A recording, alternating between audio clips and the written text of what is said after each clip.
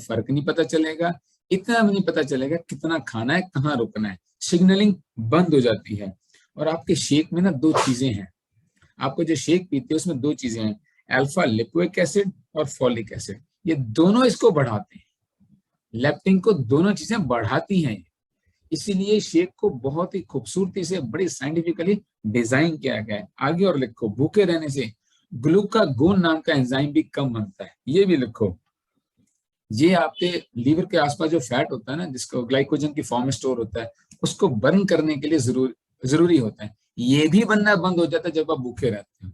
तो fatty liver की समस्या बढ़ सकती है आपकी अगर आप भूखे रहते हो। और लिखो, एक सीसी के हार्मोन होता है, ये आपकी भूख को कंट्रोल करता है, कितना खाना है, कहाँ पे बस करनी है, ये भी बनना बंद हो जाता है। ये प्रोटीन खाने से बनता है, अगर आपकी डाइट में प्रोटीन नहीं है ये बनेगा नहीं।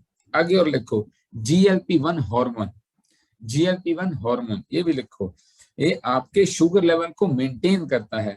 ये प्रोटीन खाने से, प्रोबायोटिक खाने से, और जितने एंटी इंफ्लेमेटरी फूड्स होते हैं जो आपके शेक में सभी हैं, जैसे ओमेगा 3, विटामिन डी, ए, ई के, इन सभी से ये बनता है। ये नहीं होगा तो आपके अंदर ये कंट्रोल ही नहीं होगा मेटाबॉलिज्म आपका। और लिखो, भूखे रहने पे आपका मेटाबॉलिज्म स्लो होता है। जब मेटाबॉलिज्म स्लो होगा बॉडी का वेट बढ़ेगा, फैट बढ़ेगा, कम नहीं होगा, बेसिक मेटाबॉलिक रेट आपका गिरता जाता है। मैं आपको इतना स्क्रीनशॉट दिखा दूं बेसिक मेटाबॉलिक रेट का, ये नोट कर लेना जरा, सबके काम आने वाली चीज है ये लिखिए। जब आप आइडल वेट पे आते हो, आपका रेस्टिंग मेटाबॉलिज्म रेट जो आप बोलते हो क्या होता है, ये होना चाहिए आइडल वेट वालों का है, अभी नहीं। अगर क्विंटल वजन है 5-10 पे तो अभी का नहीं है ये।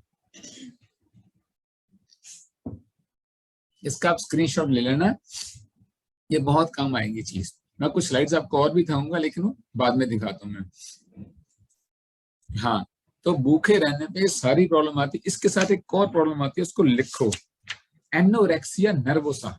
लिखो, एनोरेक्सिया नर्वोसा, ये क्या होता है?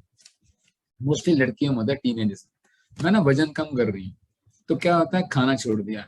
अब उसके बाद क्या होता है, खाना सामने देखते ही वॉमिटिंग की फीलिंग आने लगती है। कईयों को प्रॉब्लम मैंने देखी है, खाना सामने आ जाए साथ ही तबीयत खराब, अंदर डर बैठ जाता है, खाऊंगी मोटी हो जाऊंगी, खाऊंगी वजन बढ़ जाएगा, कपड़े फिट नहीं होंगे, सुंदर नहीं दिखूंगी। यहाँ पे इतना हैवी हो जाता है। एनोरेक्सिया नर्वोसा बड़ी खतरनाक बीमारी है। आपके अंदर ऑटोमेटिकली वो एंजाइम्स बनने बंद हो जाते हैं जो खाना पचाएंगे। तो फास्टिंग बिल्कुल नहीं रहनी, हमने थोड़े थोड़ा बार बार खाना है, थोड़ा थोड़ा बार बार खाना है। ये होता है आइडल फैट लॉस। इसको लिखो क्या होता है, इससे होता क्या? पहली बात, आपकी भूख शांत रहती है, ब्लड शुगर लेवल नॉर्मल रहते हैं, न्यूट्रिशन सारा दिन बॉडी को चाहिए, एक बार नहीं।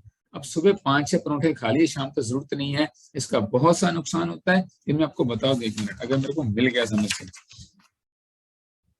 1 सेकेंड। हाँ, इसको कहते हैं OMAD, 1 meal a day. OMAD ये एक प्लानिंग चलती है वजन कम करने, डाइटिशियंस बहुत कुछ करवाते हैं भाई। उसको कहते हैं 1 मील अ डे, 1 मील एक दिन में लेने से, सुनो, पहले तो दोबारा बहुत जल्दी वजन बढ़ेगा। दूसरा, आपके डाइजेशन पे बहुत प्रेशर पड़ता है, एसिड ज्यादा बनता है और इंसुलिन रेजिस्टेंस पैदा हो जाती है। और लिखो, क्योंकि एक ही बार खा रहे हो, एनर्जी में कन्वर्शन होगी नहीं, सुबह शाम आप खाओगे नहीं, एनर्जी मिलेगी नहीं, शरीर हमेशा टूटा थकावट से भरा रहेगा, इरिटेशन, मूड स्विंग्स और मेटाबॉलिज्म स्लो होता जाएगा अगर 1 मील खाते हो। हमने डिवाइड करके 5 बार खाना होता है, मैं आपको बताऊंगा कैसे। पहले फास्टिंग के बारे में 5-7 चीजें और नोट कर लो। यूनिवर्सिटी कॉलेज लंदन में उन्होंने क्या कहा था, अमाइनो एसिड्स और आपके जो ये होते हैं फाइबर, प्रोटीन, ये सभी चीजें चाहिए हार्मोन्स और न्यूरोट्रांसमीटर्स को बनाने के लिए, जिससे ब्रेन काम करता है। अगर आप फास्टिंग करते हो तो एक्यूट डिप्रेशन में बहुत जल्दी जाओ। जो लोग डाइटिंग करते हैं, ये नहीं खाना वो नहीं खाना, चाय रस पीते रहना है, बस वजन कम करना है, पक्का मूड स्विंग्स होते हैं, डिप्रेशन में जाते हैं और रोना जल्दी आता है, इन सब चीजों से भर जाते हैं। चाय के बारे में यही सुन लो एक बार, फिर मैं भूल